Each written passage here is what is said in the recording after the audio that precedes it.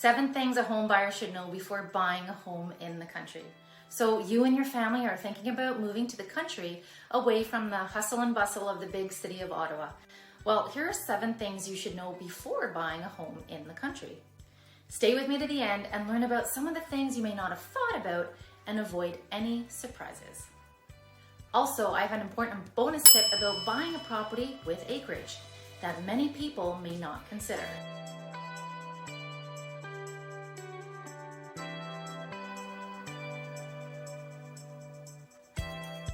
So you've decided that you would like to move to the country with your family. You want more green space for the kiddos and for your fur babies to run around, but you know very little about what to expect with country living.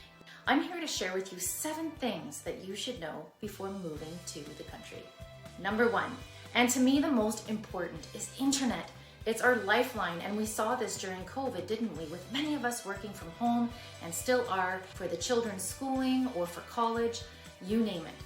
Well, post-COVID hasn't changed much. In fact, it's just made us all realize that without internet, it is an essential service. So make sure you know what providers service the area and what type of internet they offer. Chances are the further in the bush you are, the less options you'll have.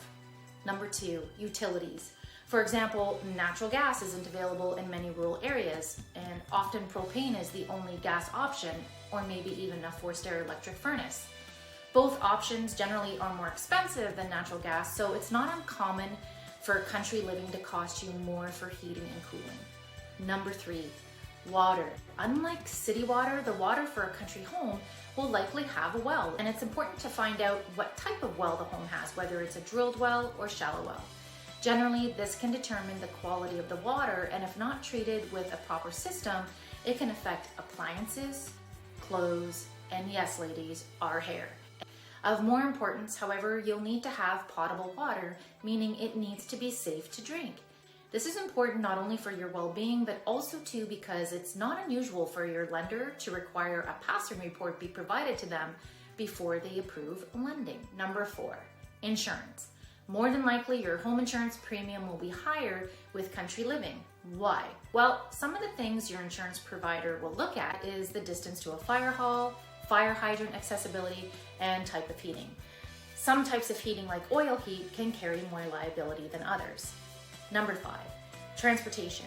Being further out in the country can be challenging, and more often than not, you'll need more than one family vehicle, as there is likely little to no public transportation. Also for school, you might not have school bus transportation for the area you're considering. Number 6, emergency services. Yes, the further out you are, the longer it takes for emergency services to reach you. Yes, also an additional point which could also fall under water and insurance points.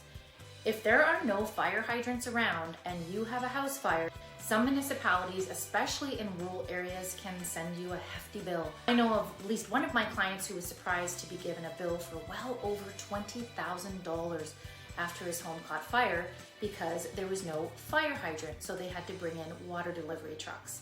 Thankfully, my client had proper coverage under his insurance to take care of the bill, but nevertheless, what a nasty surprise. Number 7, septic system.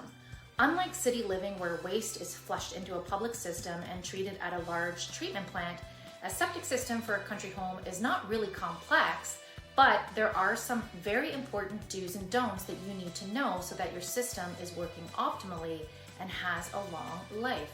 Which brings me to my important bonus tip.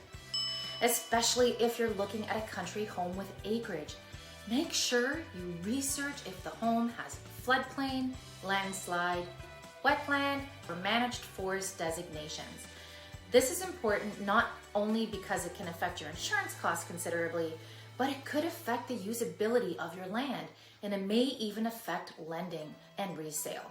Thankfully, many of these public maps can be found online, or you can contact your local conservation authority or township. So while country living has its many perks, I wouldn't change it for the world. I absolutely love it. It does have its challenges, but it's important that you rely on a professional that's familiar with life in the country. This will be your best asset. So now that you know the 7 things a home buyer should know before buying a home in the country, my next video will be on 7 things a family should know about a septic system. In the meantime, if you have any questions or want to discuss anything real estate related in or around the Ottawa area, drop me a line. We'll see you next time.